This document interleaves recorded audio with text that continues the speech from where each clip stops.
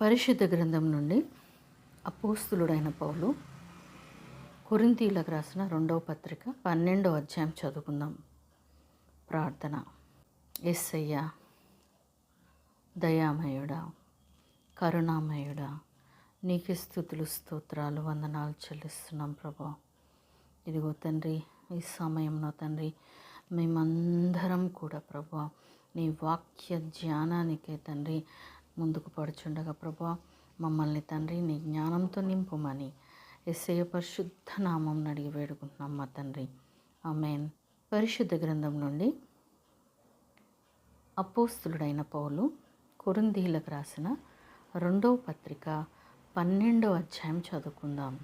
అతిశయపడుట నాకు తగదు గాని అతిశయపడవలసి వచ్చినది. ప్రభువు దర్శనములను గూర్చియు ప్రత్యక్షతలను గూర్చియు చెప్పుదును. క్రీస్తునందున్న యొక్క మనుష్యుని నేను ఎరుగుదును. అతడు 14 సంవత్సరముల క్రిందట 3వ ఆకాశమునకు కొనిపోబడెను. అతడు శరీరంతో కొనిపోబడెనో నేనెరుగను, శరీరం లేక కొనిపోబడెనో నేనెరుగను, అది దేవునికే తెలియను. అట్టి మనుష్యుని నేనెరుగుదును. అతడు పరదేశులోనికి కొనిపోబడి వచింప శక్యం కాని మాటలు వినెను. ఆ మాటలు మనుష్యుడు పలుకకూడదు. అతడు శరీరంతో కొనిపోబడెనో శరీరం లేక కొనిపోబడెనో నేను ఎరగను, అది దేవునికే తెలియను. అట్టి వాని గూర్చి అతిశయింతును. నా విషయమైతేను నా బలహీనత ఎందే కాక వేరు విధముగా అతిశయింపను. అతిశయపడుటకు ఇచ్ఛయించినను నేను సత్యమే పలుకుదును గనక అవివేకిని కాకపోదును గాని నా యందు ఎవడైనను చూచిన దానికన్నను నా వలన వినిన దానికన్నను నన్ను ఎక్కువ ఘనముగా ఎంచునేమో అని అతిశయించుట మానుకొనుచున్నాను. నాకు కలిగిన ప్రత్యక్షతలు బహు విశేషముగా ఉన్నందున నేను అత్యధికముగా హెచ్చిపోకుండు నిమిత్తము నాకు శరీరంలో ఒక ముళ్ళు, నేను అత్యధికముగా హెచ్చిపోకుండు నిమిత్తము నన్ను నలగగొట్టుటకు సాతాను యొక్క దూతగా ఉంచబడెను. అది నా యొద్ద నుండి తొలగిపోవలనని దాని విషయమై ముమ్మారు ప్రభువును వేడుకొంటిని. అందుకు నా కృప నీకు చాలును, బలహీనత యందు నా శక్తి పరిపూర్ణమగుచున్నదని ఆయన నాతో చెప్పెను. కాగా క్రీస్తు శక్తి నా మీద నిలిచియుండు నిమిత్తము విశేషముగా నా బలహీనతల యందే బహు సంతోషముగా అతిశయపడుదును. నేనెప్పుడు బలహీనుడను అప్పుడే బలవంతుడను.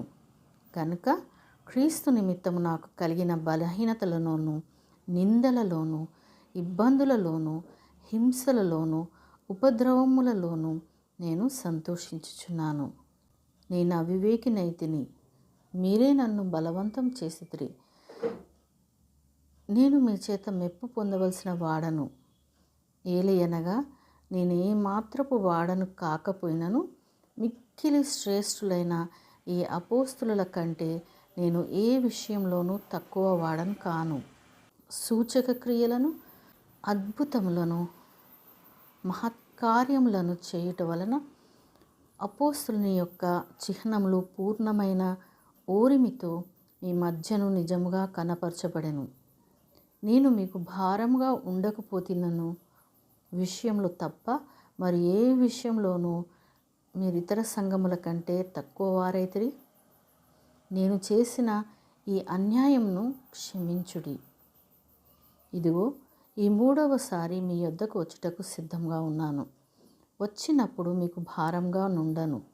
మీ సొత్తును కాదు, మిమ్మునే కోరుచున్నాను. పిల్లలు తల్లిదండ్రుల కొరకు కాదు, తల్లిదండ్రులే పిల్లల కొరకు ఆస్తి కూర్చదగినది కదా. కాబట్టి నాకు కలిగినది యావత్తు మీ ఆత్మల కొరకు బహు సంతోషముగా వ్యయపరచెదను. నన్నును నేను వ్యయపరచుకొందును. నేను మిమ్మును ఎంత ఎక్కువగా ప్రేమించుచున్నానో అంత తక్కువగా మీరు నన్ను ప్రేమింతురా? అది అలా ఉండనీయుడి. నేను మీకు భారంగా ఉండలేదు కానీ యుక్తి గలవాడనై మిమ్మును తంత్రము చేత పట్టుకుంటుని అని చెప్పుదురేమో. నేను మీ యొద్దకు పంపిన వారిలో ఎవని వలనైనను మిమ్మును మోసపుచ్చి ఆర్జించుకుంటున్నా? మీ యొద్దకు వెళ్ళుటకు తీతును హెచ్చరించి అతనితో కూడా ఒక సహోదరుని పంపితిని. తీతు మిమ్మును మోసపుచ్చి ఏమైనా ఆర్జించుకొనెనా? మేమొక్క ఆత్మ వలననే ఒక్క అడుగుజాడలేందే నడుచుకొనలేదా? మేమింతవరకు మా విషయమై మీకు సమాధానం చెప్పుకొంచున్నామని మీకు తోచునేమో, దేవుని ఎదుటనే క్రీస్తునందు మాట్లాడుచున్నాము. ప్రియులారా, మీ క్షేమాభివృద్ధి కొరకు ఇవన్నీ చెప్పుచున్నాము.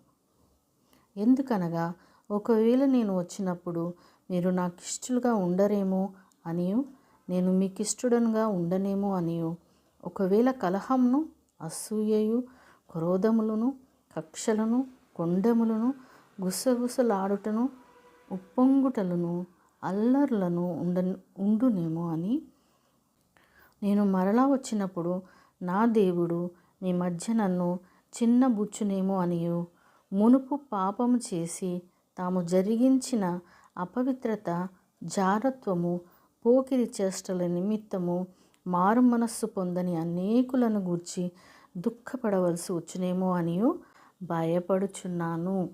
దేవుడు తన పరిశుద్ధ వాక్యమును మనందరి హృదయంలో ఫలింపచేయునుగాక. ఆమేన్.